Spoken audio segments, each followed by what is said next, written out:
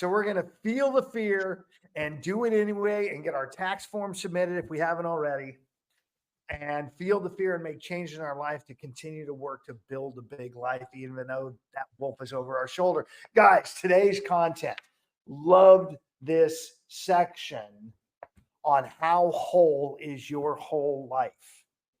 Man, this brought me back to so much great content that we have shared historically about living a life of fulfillment and having multiple things that we're playing with, multiple places that we get joy, multiple things that matter to us. And there were so many pieces of this that I got to highlight here as I was reading this morning. And as always, though, this is your guys' room. We're wrapping this book up this week. Excited to be finishing this content and really learning how to live free. That's what dealing with this fear, the way that Susan Jeffers is talking about. And what did you guys pull from your whole life or anything else we've covered? What do you guys have?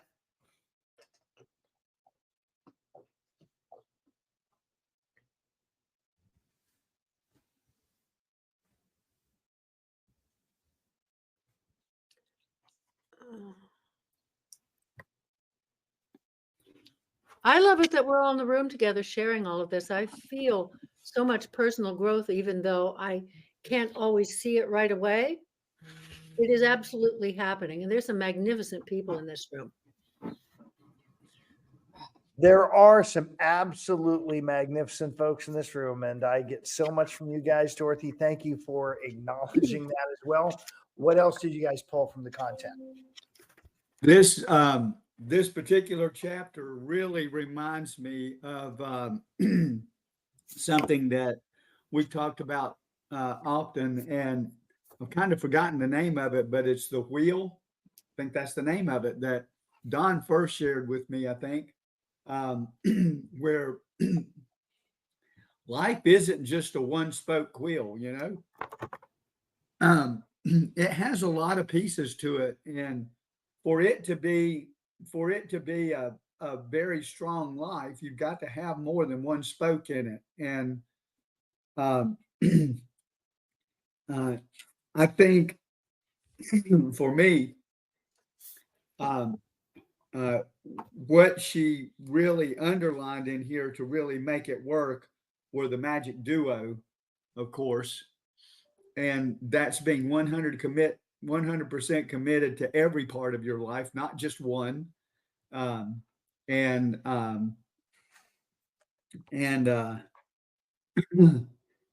not exactly sure how she was, and then act as if you really count, and we all do, because everybody is special. Everybody, she says it several times. Keep preaching it, Doug. Let's go. Yeah, you're ordained now. Actually, Jeanette and I were both ordained this past weekend. So I heard that. Yeah. So yeah, that was a big part. So let's talk about this commitment piece as well as this wheel piece, because he's talking to. So for those of you that have been in different rooms with me, you have seen in the bold room I used to teach, there was just 3-spoke wheel that we worked. In the one thing, there's a 7 areas of your life that we worked.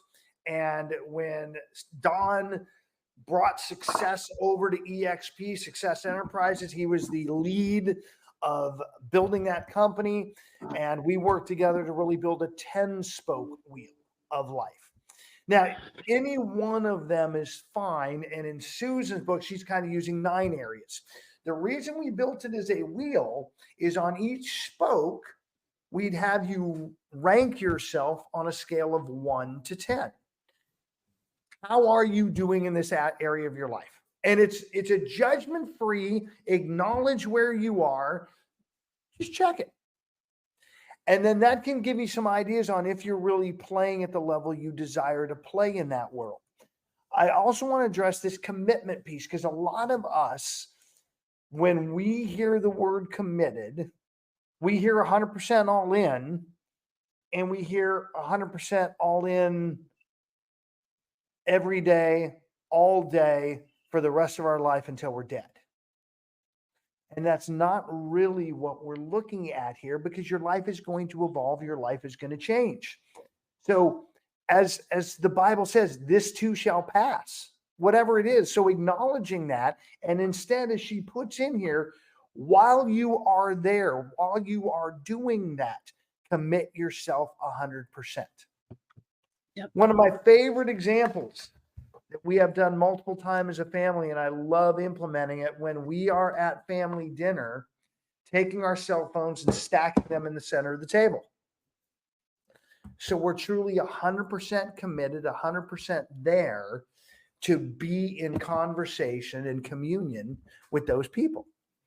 It doesn't mean that every single day, all day, every day, I'm 100% involved with those folks, because we have other parts of life. And yet when we're there, we're 100% in.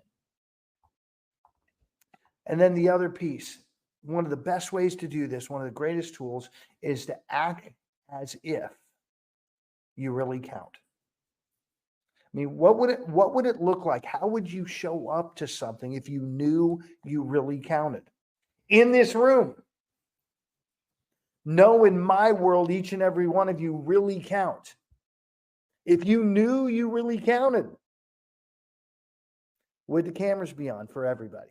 If you knew you really counted, would you read the material the day before and be prepared to be in here? If you knew you really counted, and you do, I just got to love on you more so you know that that's where you live in my life. Would you participate in this space and speak up? I'm challenging you, every aspect, as Susan Jeffers says, start knowing at your core being that you really matter. What else you guys pulling out of the content?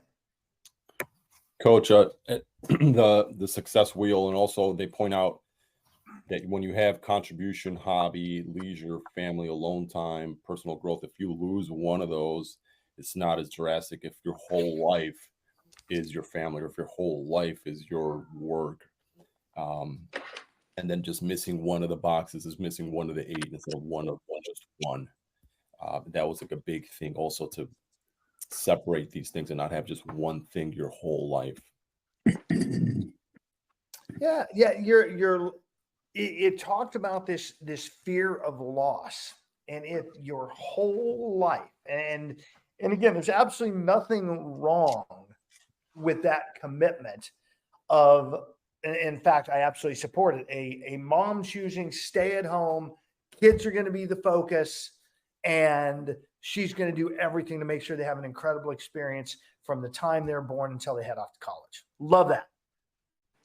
And the key is, if that's the whole life. See, when the kids are going off to school, is mom adding other things now, like maybe the gym, physical health, or maybe personal growth every morning and getting into your reading, or maybe additionally the primary relationship as well as the family, and breaking those apart and balancing those, or maybe employment and starting to build gainful employment.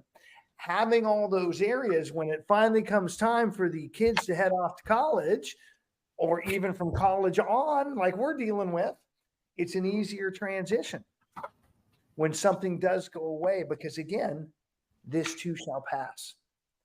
So for you guys, I want you to start thinking about how many other areas are you going to put in here. Justin, great nugget that you were analyzing this and you feel like you're delivering about 50% across all areas. And I really want to break that down a moment, because delivering, is that in the process or is that end result?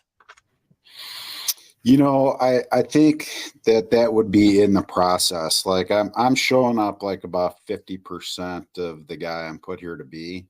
And I don't think that it's lineal or input for output. Like the way that I'm looking at it, I think it'd be very difficult to deliver 100% all in across all of these areas. But the difference between 50% to 75% of input might be 200% for output. I want to have a little fun with you, because you sent me an email this morning, right? Picture? Yeah, you sent me a text, a pic, right? Yeah. What was that a picture of? Calendar. So right now, in this moment, as this 30 minutes was on your calendar, could you show up 100% in this 30 minutes?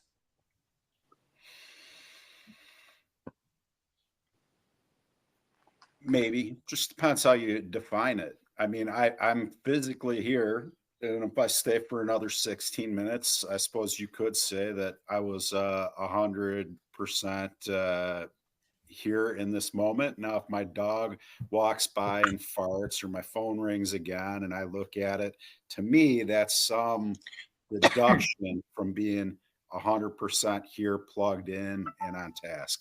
So here's the fun part. I absolutely agree with you. Now, if that happens and you go, oh, you know what? I'm catching myself, and I put my phone away. If you're committed to playing that way, is that a win for you guys? Okay. Yeah. Thank you, Doug, for the thumbs up.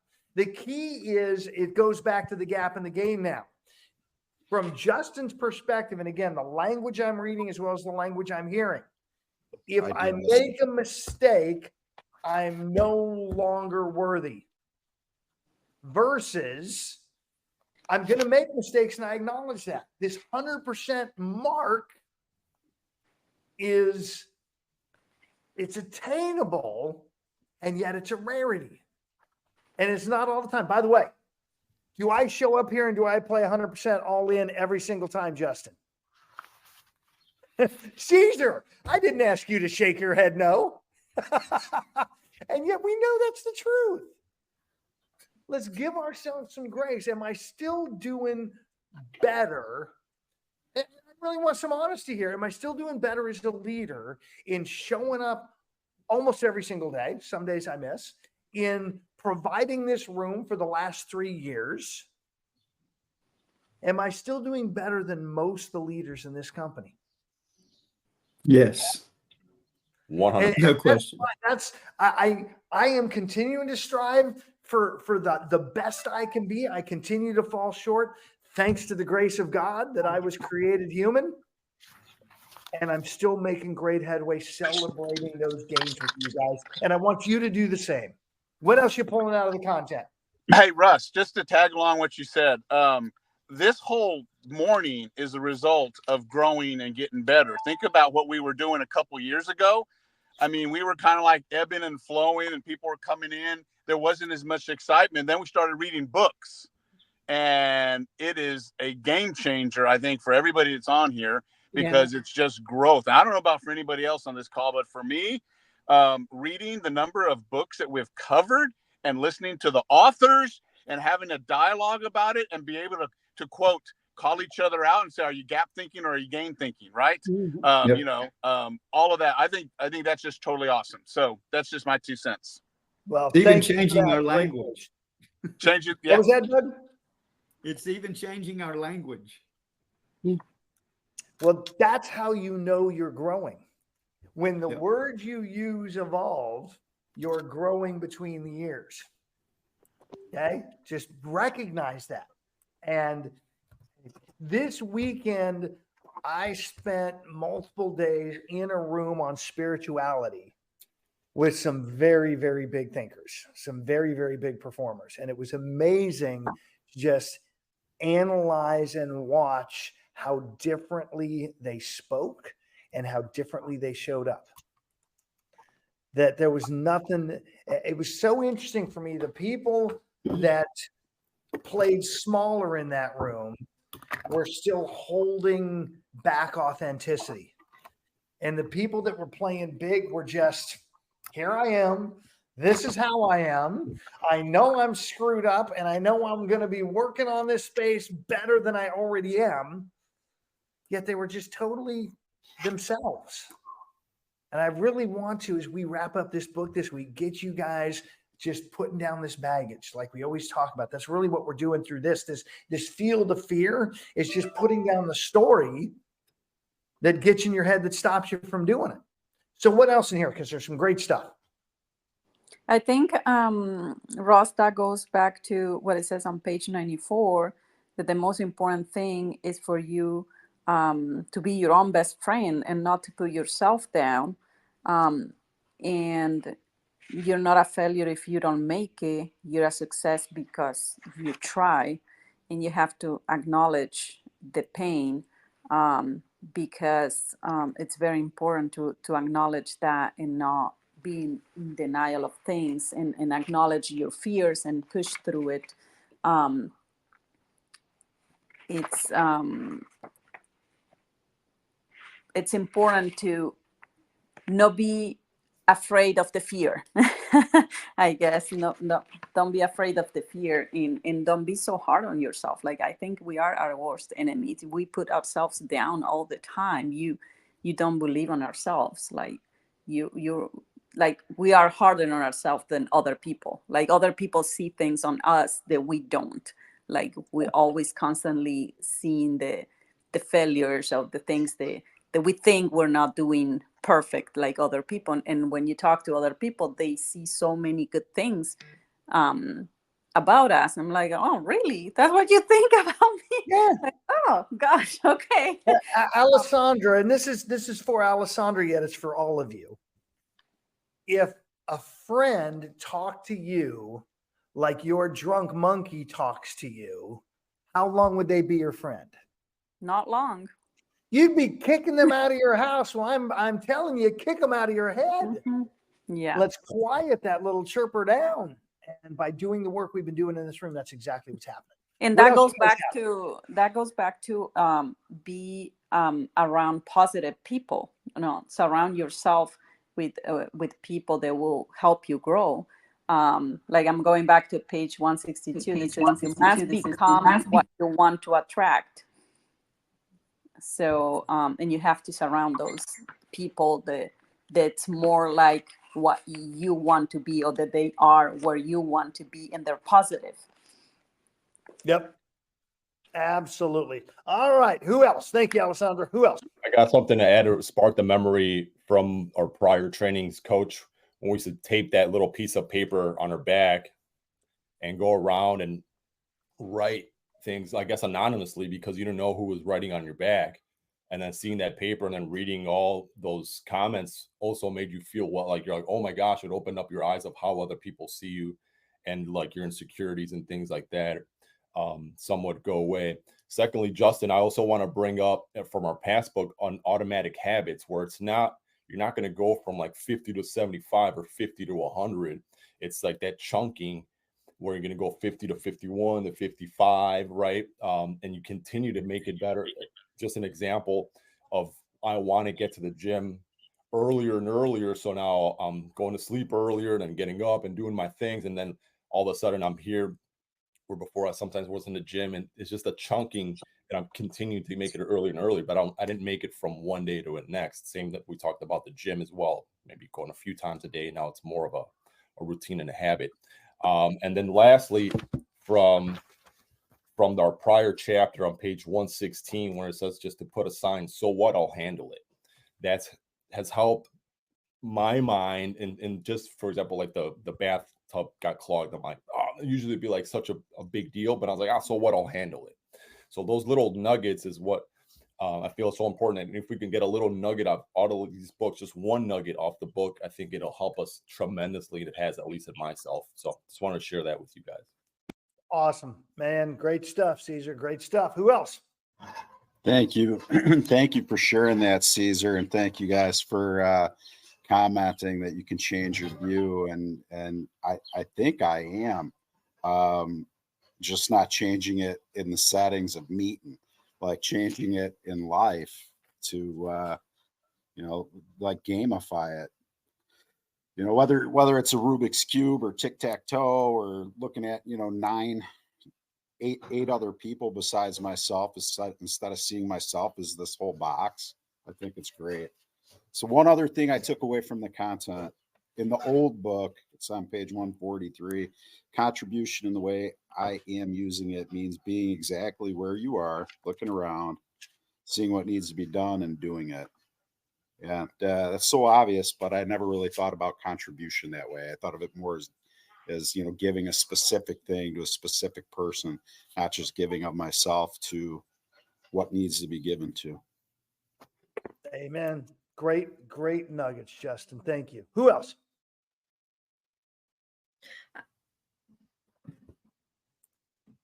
I was thinking back to the circumstance that it happens to be talking about a stay-at-home mom. And even with a stay-at-home mom, the children seeing the other interactions that a mom or a stay-at-home dad or whoever does teaches them priorities. It teaches them like how to interact with relationships. And there's enough times where it's the kids are so much the focus. Are you teaching the kid to be the child to be that focused and leave themselves behind? Is it really doing the child or the children a favor? I mean, that's easy for me to say or to ask that. I've not had children, but at the times that I've taken care of others, and I have done that, and it's all encompassing. And there's so much focus that goes into it, and I've had those times where that was the only focus, and still having the other breather, the other interactions helps you deal with each of the different ones can help you to deal with the focuses that you need. And even with the children, they get to see courtesy, they get to see balance, um, they get to see uh, shared priorities, and we're getting to do that with each other here too. So it's really neat to see. So much respect for parents. Yeah, it's an interesting gig. No doubt about that. Tons of learning. And just like ever, I think those of us that have had kids have learned more, and definitely about patience than any other time. Celeste, what do you got? I see your hand. So I'm going to say that story about, she's going back to work or whatever. My parents, as long as I can recall, my parents have been in this business they were in estate planning. And my mom went back to get her an education in the business. She got a CLU. And that was when I was a freshman in high school. And I remember very clearly being mad that she was not going to be my stay-at-home mom. And I was like, I'm not having that. I think she needs to be home and all that stuff. And she said to me, don't you think I should have a chance to be all I can be and all that kind of stuff? And I was like, well, yeah, but you just have to stay home and do it. And what I'm saying to you now is there is so much more respect that I have for her, that she not only went back to school, but she actually created a career. And she taught me the value of, you're always able to learn, you're always able to change. And the person you are, whatever day you measure yourself, you are not the same person tomorrow or the day after. And I think that we all have to remember, we are more than just one moment. We are, a culmination of experiences. To focus so hyper on one person that brings you that happiness you think you're looking for, that is not so. And I also believe that in my relationship that I have now with the person I'm with, this boyfriend, I'm not dependent on him for my love and my joy. I love being with him, but I'm not dependent on him. And I think I'm better for it, and I think he's better for it. Yeah, it's truly a relationship of collaboration rather than a relationship of need. Mm-hmm. And it's a joyous place to get to, no doubt about that. Who else? One more minute. What do you guys have? Come on, let's hear a fresh voice. And there's Don.